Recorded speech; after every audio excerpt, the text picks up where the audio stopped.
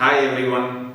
இந்த பதிவின் மூலம் ஒருவர் பிறந்த தேதிக்கு உண்டான பலன்கள் என்ன, அவர்களுடைய ப்ளஸ் என்ன, அவர்களுடைய மைனஸ் என்ன போன்ற முழு விவரங்களை நாம் தெரிந்து கொள்ளப் போகிறோம். ஆக்சுவலாக ரொம்ப நாளாக இந்த விவரங்களை நான் கொடுக்க வேண்டும் என்று காத்து கொண்டிருந்தேன்.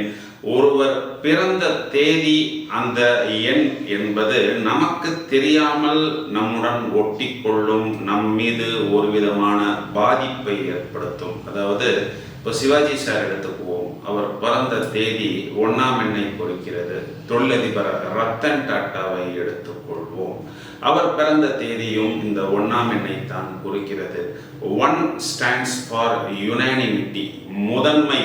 அவர்கள் சார்ந்த துறையில், தொழிலில் அவர்கள் எவ்வாறு முதன்மையானவர்களாக திகழ்ந்தார்கள் என்பது நமக்கு தெரியும். ரஜினிகாந்த் சார் எடுத்துக்கொள்வோம். அவர் பிறந்த தேதி 12 என்பது 3ஆம் எண்ணை குறிக்கிறது. 3ஆம் எண் என்பது குருவை குறிக்கிறது. அவர் ஒரு சூப்பர் ஸ்டார், சூப்பர் நடிகராக இருந்தாலும் பலர் அவரை ஒரு ஆன்மீக குரு என்ற அளவில் தான் காண்கிறார்கள். மக்கள் திலகம் எம்ஜி ராமச்சந்திரன் சாரை எடுத்துக்கொள்வோம். அவர் பிறந்த தேதி 17. 8ஆம் எண் என்பது அனைவருக்குமே தெரிந்த ஒரு விஷயம். இந்த 8ஆம் எண் என்பது சாட்டர்ன், சனி என்ற ஒரு கிரகத்தை குறிக்கிறது. சனி என்றால் மக்களை சென்றடைவது, மக்களுக்கு பரோபகாரமாக செயல்படுவது.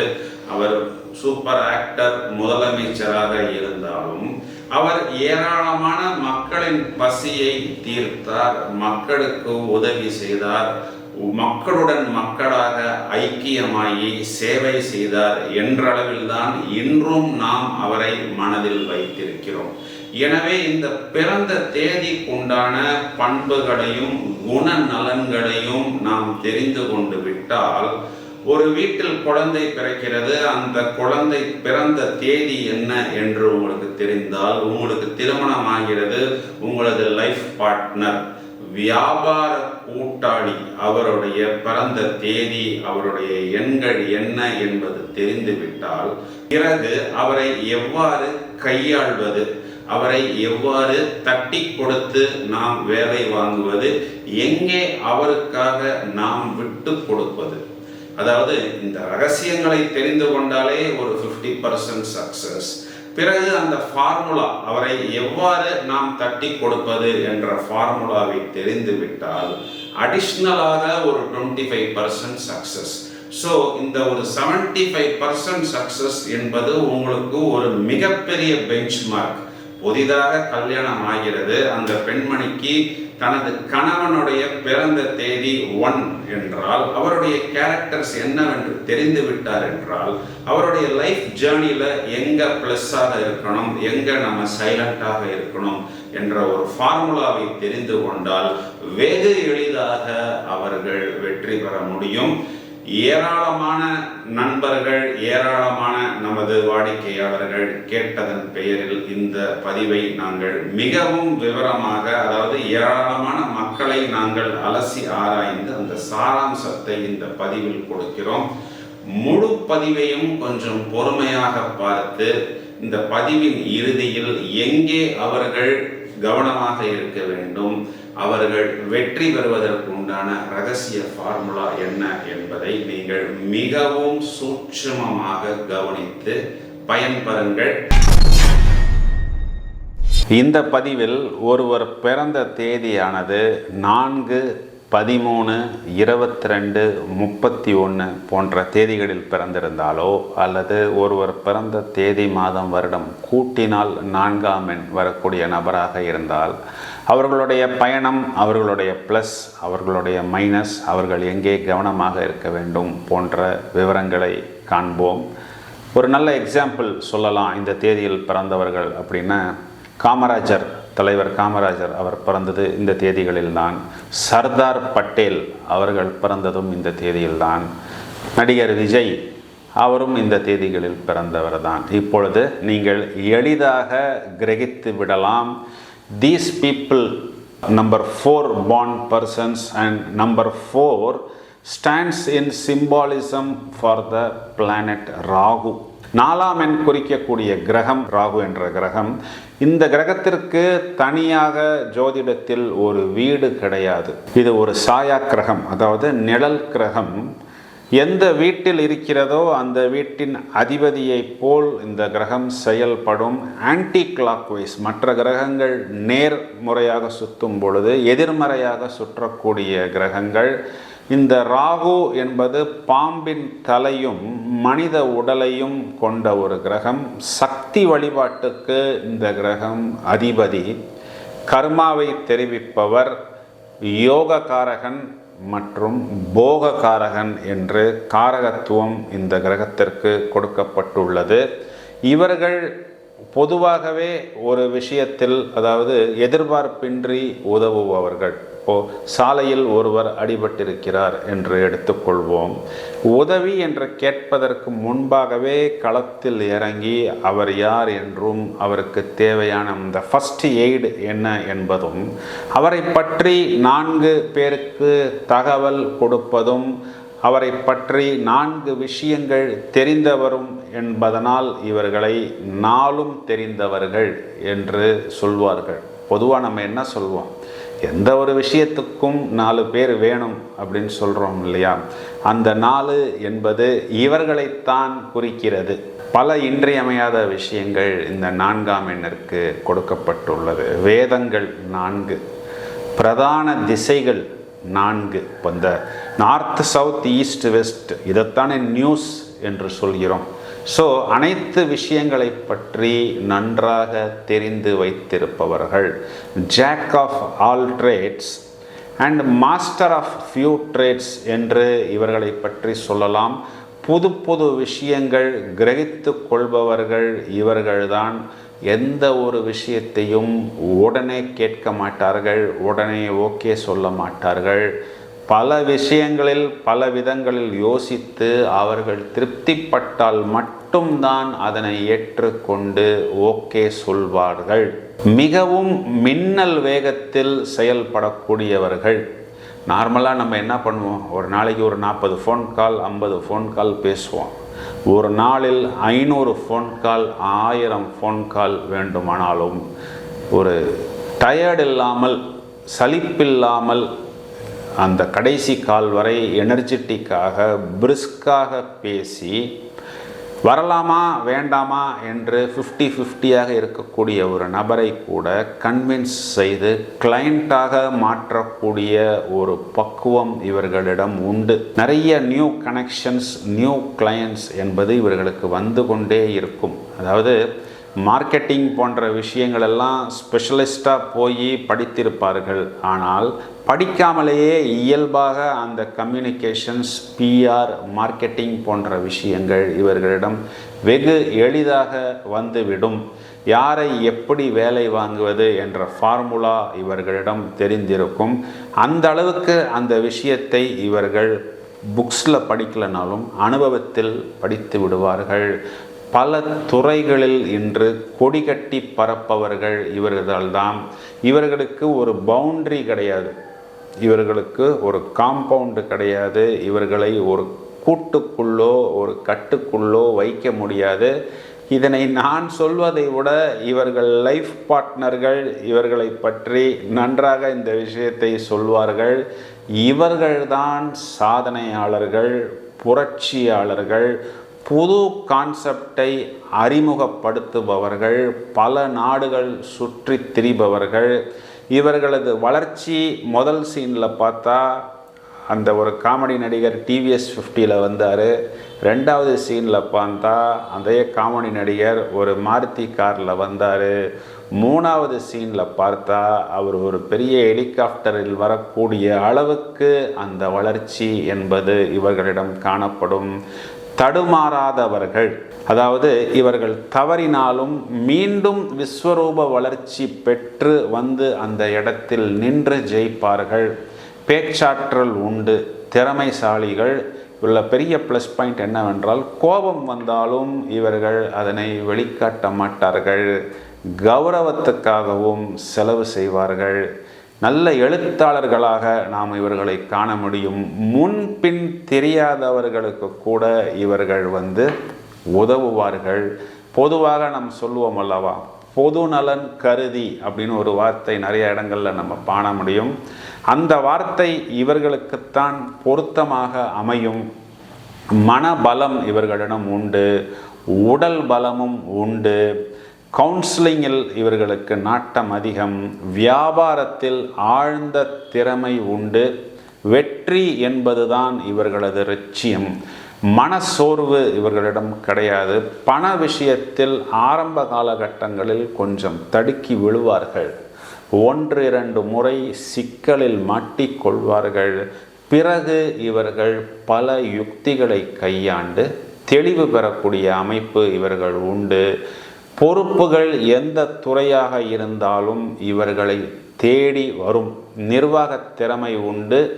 திடீர் பயணங்கள் உண்டு. இவர்களை பற்றி சிறப்பாக ஒரு வார்த்தை சொல்ல வேண்டும் என்றால், ஆட்டத்தை ஆடுவதிலும் பிறகு தேவையில்லை என்றால் அந்த ஆட்டத்தை கலைப்பதிலும் இவர்கள் மிகவும் வல்லவர்கள்.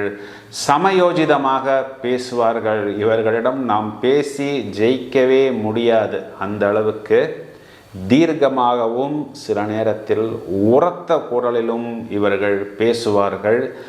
நேர்மையுடன் நடப்பார்கள். இவருடன் அன்பாகவும் உண்மையாகவும் பழகுபவர்களிடம் அதே அன்பையும் உண்மையையும் இவர்கள் காண்பிப்பார்கள். இவர்களிடம் நாம் அம்பாக பழகினால், அன்புக்கு பதில் அம்பாக பழகினால் அந்த அம்பு தான் திரும்பவும் வரும்.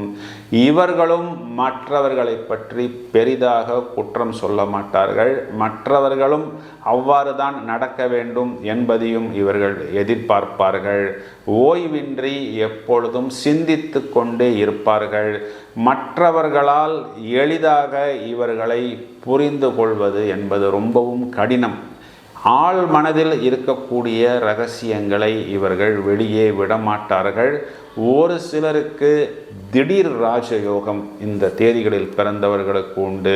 புதுமையான ஆராய்ச்சிகள் பல செய்து அதன் மூலம் நல்ல ஒரு கௌரவத்தையும் அந்தஸ்தையும் பெறுவதற்கென்று ஒரு துடிப்பு இவர்களிடம் காணப்படும்.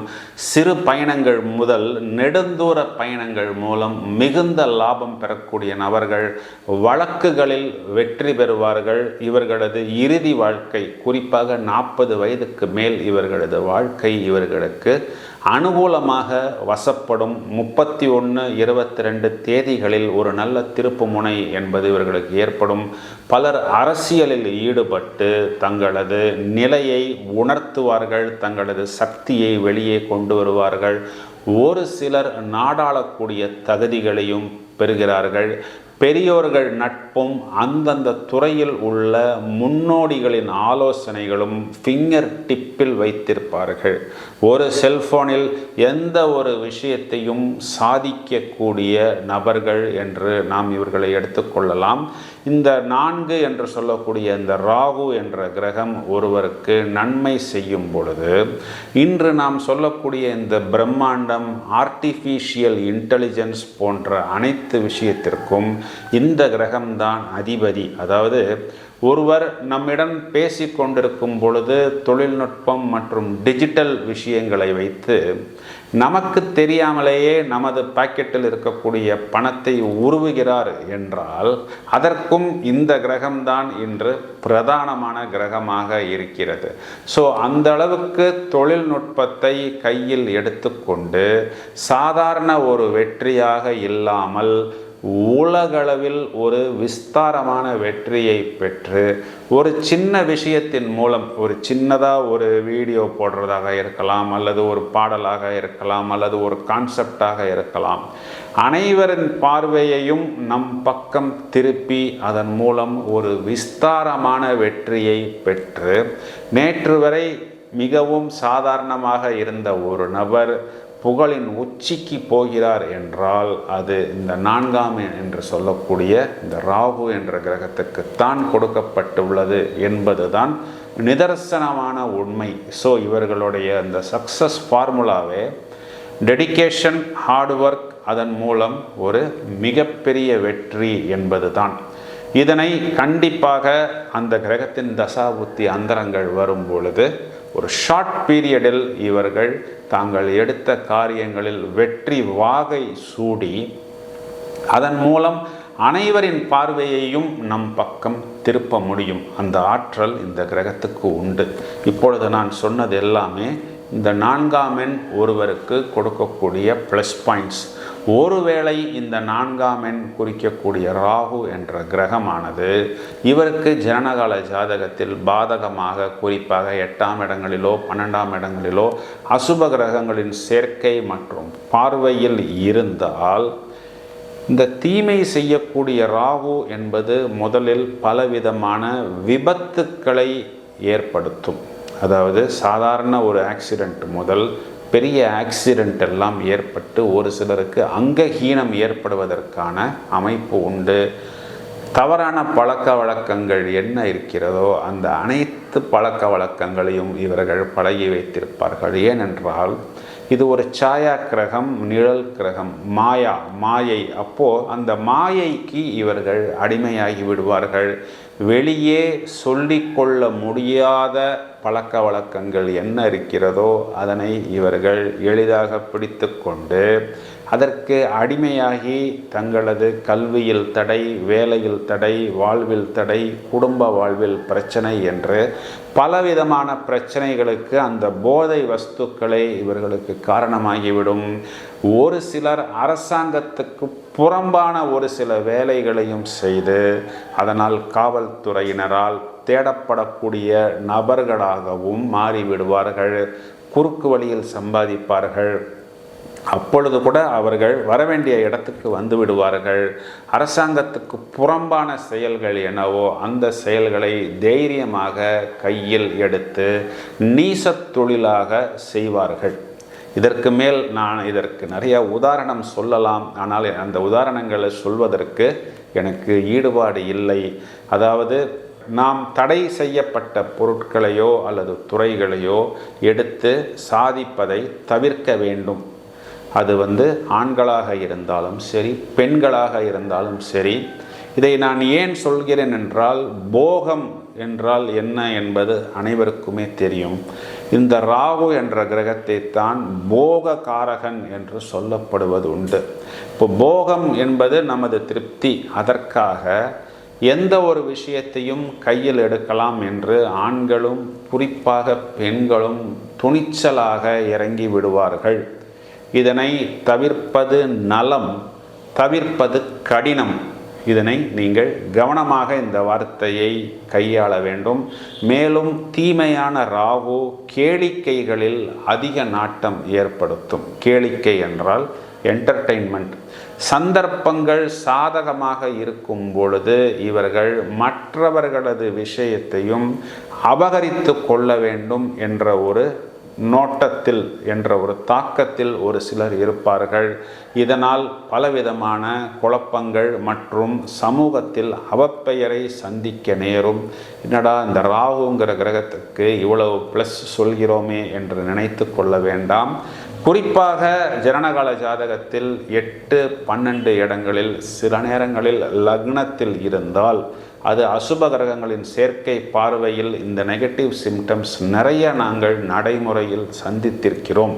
தீமை செய்யக்கூடிய ராகு 2ஆம் இடத்தில் 8ஆம் இடத்தில் இருக்கும் பொழுது இளம் வயதில் பெண்களை விதவைகளாகவோ அல்லது திருமண வாழ்வில் முறிவு என்பதை கண்டிப்பாக ஏற்படுத்துகிறது. இந்த தீமை செய்யக்கூடிய ராகுவை பற்றித்தான் இன்று ஏராளமான நபர்கள் பல விதங்களில் ஆராய்ச்சி செய்து கொண்டிருக்கிறார்கள். குறிப்பாக இந்த ஜோதிடத்துறையில், அதாவது இவர்களது செயல்களாலும் மோசடியாலும் பலவிதமான பிரச்சனைகளை இவர்கள் சம்பாதித்து கொள்கிறார்கள். பலருடன் உறவு வைத்து கொள்வதன் மூலம் பலவிதமான இன்னல்கள் இவர்களுக்கு ஏற்படுகிறது. ஏதாவது ஒரு விஷயம், அது இந்த மாயாஜாலமாக இருக்கலாம், வித்தையாக இருக்கலாம், போதை வஸ்துக்களாக இருக்கலாம், இந்த நிதி நிறுவனங்கள் வைத்து எம்எல்எம் ஸ்கீம் செய்வது, பலரது பணத்தை அபகரிப்பது, அதாவது இவ்வளவு ரூபாய் கொடுத்தால் அவ்வளவு ரூபாய் கொடுப்பேன் போன்ற விஷயங்களில் இறங்குவது. இப்பொழுது நான் சொன்ன இந்த விஷயங்களை தவிர்த்து விட்டார்கள் என்றால் கண்டிப்பாக இவர்கள் வாழ்க்கையில் ஜெயிக்க முடியும். இதன் மூலம் நாம் என்ன சொல்ல வருகிறோம் என்றால், ராகு என்ற கிரகம் ப்ளஸ்ஸாக இருக்கும் பொழுது நான் மேலே சொன்ன அந்த ப்ளஸ் பாயிண்ட்ஸை நீங்கள் கிரகித்து கொண்டு கண்டிப்பாக வெற்றியாளராக மாற முடியும். ராகு என்பது ஒருவேளை உங்களுக்கு மைனஸாக இருந்தால், இப்பொழுது நான் இரண்டாவது பாகத்தில் சொன்ன விஷயங்களை நீங்கள் அவாய்டு செய்தாலே ஒரு ப்ளஸ் இல்லை என்றாலும் கண்டிப்பாக மைனஸ் இல்லாமல் இருக்க முடியும். இன்றைய காலகட்டத்தில் மைனஸ் இல்லை என்பதே ஒரு பெரிய ப்ளஸ் தான். குறிப்பாக உங்களது ஜனனகால ஜாதகத்தில் 1ஆம் எண், 5ஆம் எண், 6ஆம் எண் இந்த எண்கள் ஸ்ட்ராங்காக இருக்கும் பொழுது இந்த எண்களின் வைப்ரேஷனில் பெயர்களை அமைத்து கொள்வது, 5ஆம் எண் என்று சொல்லக்கூடிய புதன் ஸ்ட்ராங்காக இருந்தால் இந்த 5ஆம் எண்ணுக்கு உண்டான மரகத பச்சையை அணிவது, 6ஆம் எண் என்று சொல்லக்கூடிய சுக்கிரன் ஸ்ட்ராங்காக இருந்தால் இந்த சுக்கிரனுக்கு உண்டான வைரத்தை அணிவதன் மூலம் மிகப்பெரிய வெற்றி என்பதை கண்டிப்பாக பெற முடியும். மிகவும் கவனமாக இருக்க வேண்டியது என்பது பேச்சினால் மற்றவர்களை காயப்படுத்தாமல் இருப்பது. ஏனென்றால் இவர்களிடம் இந்த சுபாவம் காணப்படும். தியானம் மற்றும் இவர்கள் மெடிடேஷன் போன்ற ஆக்கப்பூர்வமான விஷயங்களில் மனதை ஒருநிலைப்படுத்தினால் கண்டிப்பாக இந்த நெகட்டிவ் சிம்டம்ஸ் என்பது இவர்களுக்கு குறைந்து இவர்கள் சாதனையாளர்களாக வலம் வர முடியும். இந்த 4ஆம் எண் குறிப்பாக 11ஆம் இடத்தில் ராகு அமைந்திருந்தாலோ அல்லது 3ஆம் இடத்தில் 6ஆம் இடத்தில் ஜனனகால ஜாதகத்தில் இருந்தாலோ இவர்கள் கோமேதகம் என்ற ஒரு ரத்தினத்தை பயன்படுத்தி அதன் மூலம் நிகரற்ற வெற்றி மற்றும் லாபத்தை பெற முடியும். இவர்கள் பெண் தெய்வங்கள், குறிப்பாக துர்கா, காளி போன்ற தெய்வங்களை, உக்கிரமான தெய்வங்களை வழிபடுவதன் மூலம் மேலும் மேன்மை பெற முடியும். டார்க் ப்ளூ, வயலட் போன்ற கலர்கள் இவர்களுக்கு லக்கி கலர்ஸாக இவர்கள் பயன்படுத்தலாம். தனிநபர்களுக்கு 4ஆம் எண் குறிக்கக்கூடிய 13, 22, 31 போன்ற எண்களில் பெயர் அமைப்பதை தவிர்த்து கொள்ளலாம். வியாபாரத்தில் குறிப்பாக ஆட்டோமொபைல் சம்பந்தப்பட்ட ப்ராடக்ட்ஸாக இருக்கலாம், அல்லது டிட்டர்ஜென்ட் சம்பந்தப்பட்ட ப்ராடக்ட்ஸாக இருக்கலாம், அல்லது டெக்னாலஜி, ஏஐ என்று சொல்லக்கூடிய ஆர்டிஃபிஷியல் இன்டெலிஜென்ஸ் சம்பந்தப்பட்ட ப்ராடக்ட்ஸுக்கெல்லாம் 4ஆம் எண்ணில் பெயர் அமைக்கலாம். இப்பொழுது யமஹா அப்படின்னு நம்ம கணக்கு போட்டோம்னா 13 வரும். ஏன் நம்ம ஊரில் எடுத்துக்குவோம், டிவிஎஸ் எவ்வளவு தலைமுறைகளாக ஒரு சக்ஸஸ்ஃபுல் ப்ராடக்டாக இருக்கிறது, 4ஆம் எண்ணில் வருகிறது. ஹோண்டா 22 4ஆம் எண்ணில் வருகிறது. ஸ்கார்பியோ 31, செவர்லெட் 40 4ஆம் எண்ணில் வருகிறது. சாண்ட்ரோ 22 4ஆம் எண்ணில் வருகிறது. சக்ஸஸ் ஃபார்முலா என்னவென்றால், கம்பெனிக்கு 5ஆம் எண்ணில் பெயர் வைப்பார்கள், ப்ராடக்ட்டுக்கு 4ஆம் எண்ணில் பெயர் வைப்பார்கள். ஸோ அந்த கம்பெனி நேம், ப்ராடக்ட் நேம் இரண்டும் சேர்ந்தால் 9ஆம் எண் என்று செவ்வாய் என்ற அமைப்பில் வரும். ஏராளமான பொருட்களுக்கு 4ஆம் எண்ணில் பெயர் அமைக்கும் பொழுது அந்த பொருட்கள் ரொம்பவும் ஒரு ஷார்ட் பீரியடில் நல்ல ரீச், பலரை சென்றடையும். ஆனால் நன்றாக ஜோதிட ஞானம் ப்ளஸ் நாம் அமைக்கக்கூடிய நேரத்தில் பிரசன்னம் என்று சொல்லக்கூடிய அந்த நேரத்துக்கு உண்டான கிரக நிலைகள் அனுகூலமாக இருக்கும் பொழுது இந்த 4ஆம் எண்ணில் ஒரு சில பொருட்களுக்கு அந்த பொருட்களின் தன்மையை அனுசரித்து பெயர் வைத்து வெற்றி பெற முடியும். இதில் ஜோதிட ஞானம், ஈஸ்வர சித்தம் இரண்டும் இருக்கும் பொழுது இந்த ஃபார்முலாவை கையாளலாம். இந்த 4, 13, 22, 31 தேதிகளில் பிறந்தவர்களுக்கு ப்ளஸ் பாயிண்ட்ஸ் ப்ளஸ் மைனஸ் பாயிண்ட்ஸும் நிறைய சொல்லியிருக்கிறேன். வெளிப்படையாக சொன்ன விஷயம் என்னவென்றால், ப்ளஸ் பாயிண்ட்டை நீங்கள் அதிகரித்து கொள்ள வேண்டும்.